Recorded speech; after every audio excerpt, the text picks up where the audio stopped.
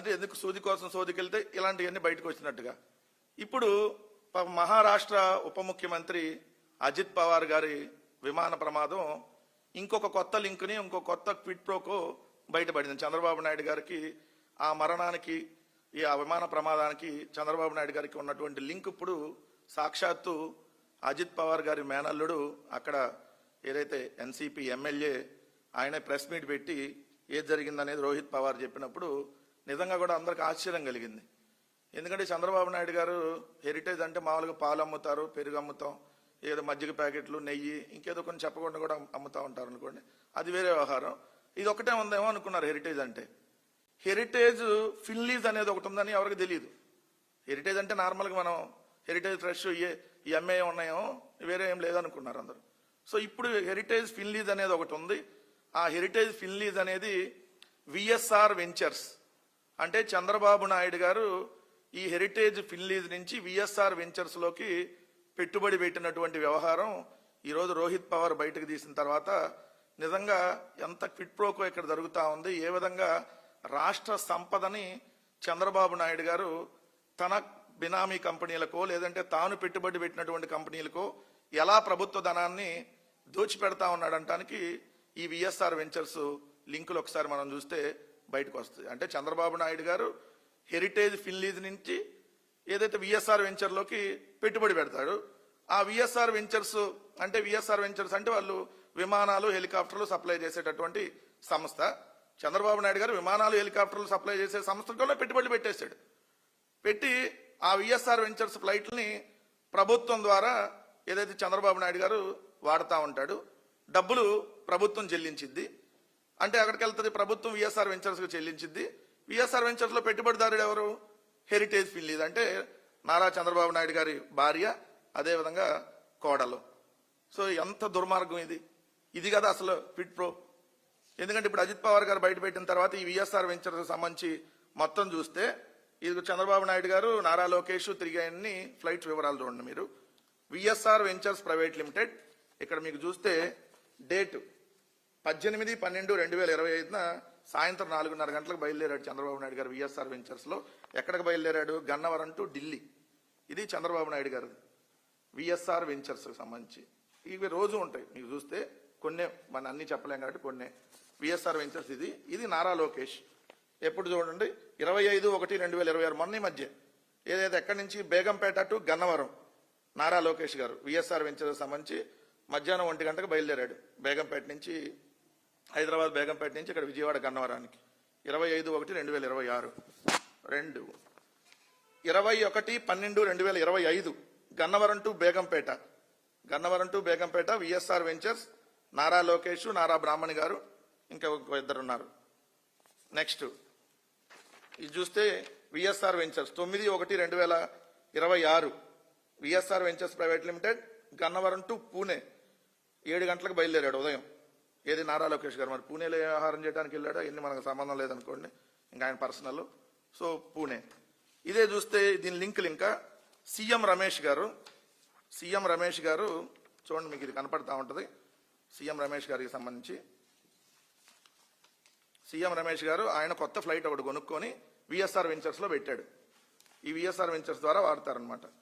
So ఆయన పూజలు చేసేది కూడా చూడండి. ఇది డిసెంబర్ నెలలో 2021 సంవత్సరంలో సంబంధించి, డిసెంబర్లో 2021 కొని ఇప్పుడు కూడా విఎస్ఆర్ వెంచర్స్ కిందే ఉంది ఈ ఫ్లైట్. సీఎం రమేష్ గారు వాడేటటువంటి స్పెషల్ ఫ్లైట్. సో ఇది ఒక వ్యవహారం. అంటే ఎంత దారుణం. ఇదే ప్రభుత్వం నుంచి డబ్బులేమో ప్రభుత్వం చెల్లించిద్ది చంద్రబాబు నాయుడు గారికి సంబంధించి.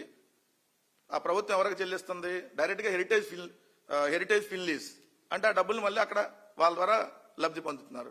ఇది ₹1, ₹2 కాదు. నెల దాదాపుగా ఈ సంవత్సరం 2025 సంవత్సరంలోనే ఒక్క సంవత్సరం చూసుకుంటే చంద్రబాబు నాయుడు గారి విమాన ఖర్చులు, హెలికాప్టర్ ఖర్చులు ₹54 కోట్ల. ఒక్క సంవత్సరానికి 54 కోట్ల.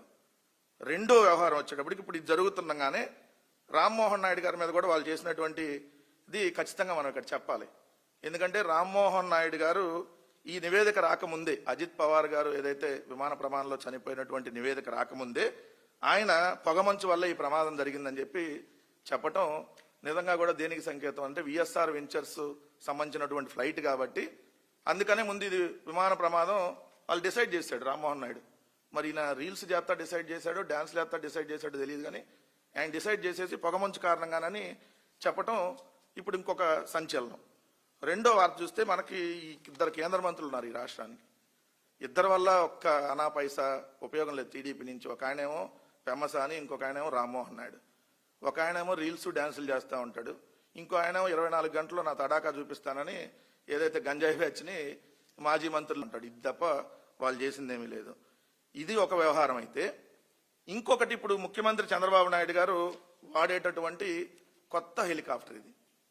ఈ కొత్త హెలికాప్టర్కి సంబంధించి ఇప్పుడు ఇంకొక సంచలనమైనటువంటి విషయాలు. ఎందుకు ఈ కొత్త హెలికాప్టర్ గురించి సంచలన విషయాలంటే, చంద్రబాబు నాయుడు గారు ఇప్పుడు ఆల్రెడీ వాడుతున్నటువంటి హెలికాప్టర్ ఉంది. చంద్రబాబు నాయుడు గారు హెలికాప్టర్ వాడుతున్నాడు, విమానం వాడుతున్నాడు. నారా లోకేష్ గారు విమానం వాడుతున్నాడు, హెలికాప్టర్ వాడుతున్నాడు. పవన్ కళ్యాణ్ గారు విమానం వాడుతున్నాడు, హెలికాప్టర్ వాడుతున్నాడు. ఎంత దారుణం! పొద్దున వెళ్తారు, సాయంత్రం వచ్చేస్తారు. పొద్దున్నే మాదాపూర్లో బయలుదేరుతాడు పవన్ కళ్యాణ్. ఏదైతే మాదాపూర్లో కారు ఎక్కుతాడు, బేగంపేట వస్తాడు. బేగంపేటలో ఏదైతే స్పెషల్ ఫ్లైట్ ఎక్కుతాడు, గన్నవరంలో దిగుతాడు. గన్నవరంలో స్పెషల్ హెలికాప్టర్ రెడీగా ఉంటుంది. మంగళగిరి ఆయన ఆఫీస్కి వెళ్తాడు. మధ్యాహ్నం అక్కడ లంచ్ చేసి సాయంత్రం మళ్ళీ బ్రేక్ఫాస్ట్ ఆయనకి అక్కడికి వెళ్తారు. వీళ్ళు పొద్దునొచ్చి సాయంత్రం. ఇప్పుడు మీరు చూస్తే ఈ 20 నెలల కాలంలో ముఖ్యమంత్రి చంద్రబాబు నాయుడు గారు ఒక 85 నుంచి 90 సార్లకు పైగా, నారా లోకేష్ 90 నుంచి 100 సార్లు పైగా హైదరాబాద్, పవన్ కళ్యాణ్ అయితే లెక్కే లేదు, పొద్దునొచ్చి సాయంత్రం వెళ్ళటమే కదా. ఇవన్నీ ప్రభుత్వమే చెల్లిస్తా ఉన్నటువంటిది ఒకటి. రెండోది, ఈ హెలికాప్టర్ గురించి ఇప్పుడు ఎందుకు డిస్కస్ చేయాల్సి వస్తుందంటే, 172 కోట్లు పెట్టి చిప్సన్ యావియేషన్ నుంచి ఇది mercerised Benz air bus H160, mercerised Benz air bus H160 ఒక విదేశీ కంపెనీ చేత కొనిపించారు. ట్రాన్సాక్షన్ అంతా అక్కడే జరిగింది. ఈ విదేశీ కంపెనీలో టీడీపీ నాయకుడి చేత 172 కోట్లు అక్కడ పెట్టుబడి పెట్టించేసి దాన్ని ఇప్పుడు చంద్రబాబు నాయుడు గారు అంటే ప్రభుత్వం అద్దె చెల్లించింది. అంటే ప్రభుత్వం డైరెక్ట్ గా కొనుగోలు చేయకుండా అద్దెకి తీసుకుంటారు. డబ్బులేమో చంద్రబాబు నాయుడు గారికి సంబంధించి తెలుగుదేశం వ్యక్తి చేత పెట్టిస్తారు. పెట్టించేసి దాన్ని రెంట్కి తీసుకుంటున్నట్టుగా ఇప్పుడు రెంట్ పే చేస్తారు. ఎంత దారుణం అంటే, అంతకు ముందు 50 గంటలు అంటే నెలకి 50 గంటలు తిరిగేటటువంటి హెలికాప్టర్కి 1.5 కోట్లు చెల్లిస్తే ఇప్పుడు ఈ హెలికాప్టర్ నెలకు 30 గంటలే తిరిగిద్ది, 3 కోట్ల రూపాయలు. అంటే సంవత్సరానికి 12 మూళ్ళు, నెలకి 3 కోట్లు చెప్పడం 36 కోట్లు నెలకి. అంటే 5 సంవత్సరాల్లో హెలికాప్టర్ డబ్బులన్నీ వచ్చేస్తాయి మళ్ళీ వాళ్ళకి. ఏది ఓన్లీ హెలికాప్టర్కి, మళ్ళీ విమాన ఖర్చులు సపరేట్. ఇప్పుడు చంద్రబాబు నాయుడు గారు వాడుతున్నటువంటి హెలికాప్టర్, దీన్ని హెలికాప్టర్ కొనుగోలు చేయడానికి ఒక కమిటీ అని వేశారు వాళ్ళు. అప్పుడు ఆ కమిటీ వేసిన కంటే ముందే కొనుగోలు చేసి పెట్టారు. ఏదో తూతూ మంత్రంగా అప్పుడు కమిటీ వేశారు. ఎందుకంటే 13/5/2025 కమిటీ వేశారు. బట్ 26/6/2025 అంటే కమిటీ వేసిన నెల రోజులు కూడా కాకముందే ఆల్రెడీ ఇదంతా రెడీ అయింది పూణేలో. అప్పుడు ఇది పూణేలో రెడీ అవుతున్నప్పుడు తీసినటువంటిది. సో ఇప్పుడు చంద్రబాబు నాయుడు గారు తిరుగుతున్నటువంటి హెలికాప్టర్ ఇది. అంటే దీని మీద కూడా విచారం జరగాలి. అంటే ఇప్పుడు నెలకి 3 విజయ్ కుమార్ సింగ్, వికే సింగ్ అంటారు ఆయన్ని, ఢిల్లీలో వెళ్దే. కానీ దీంట్లో పెట్టుబడి పెట్టేది 100 కోట్ల పెట్టుబడి చంద్రబాబు నాయుడు గారిది. సో ఈ 2 రకాలుగా ఏ విధంగా దోపిడీ చేస్తా ఉన్నారు, ఏ విధంగా ప్రభుత్వ ధనాన్ని వాళ్ళకే మళ్ళించుకుంటా ఉన్నారు, అసలైనటువంటి క్విడ్ ప్రోకో ఏంటనేది దీన్ని చూస్తే క్లియర్గా అర్థం అవుతుంది కదా. అలానే ఏదైతే అజిత్ పవార్ గారి మరణం వెనక విఎస్ఆర్ వెంచర్స్ ఇంకేదో కుట్ర ఉందంటున్నారు కదా, ఖచ్చితంగా దాని మీద కూడా జరగాల్సినటువంటి అవసరం. ఎందుకంటే ఒక ఉప ముఖ్యమంత్రి, ఒక రాష్ట్రానికి ఒక ఉప ముఖ్యమంత్రిగా ఉన్నటువంటి వ్యక్తి ఏదైతే విమాన ప్రమాదంలో చనిపోతే ముందే కేంద్ర మంత్రి ఎలా ప్రకటిస్తాడు, దీనికి ఇదేదో పొగమంచు వల్ల అని చెప్పి నివేదికలు రాకుండానే ఎలా ప్రకటిస్తాడు. సో ఖచ్చితంగా వీటి మీద కూడా విచారం జరగాలి. ప్రజలకు కూడా ఇదే చెప్తున్నా, ఏ విధంగా దోపిడీ చేస్తా ఏ విధంగా ప్రభుత్వ ధనాన్ని వాళ్ళే మళ్ళించుకుంటున్నారో దయచేసి గమనించమని చెప్తా ఉన్నాం.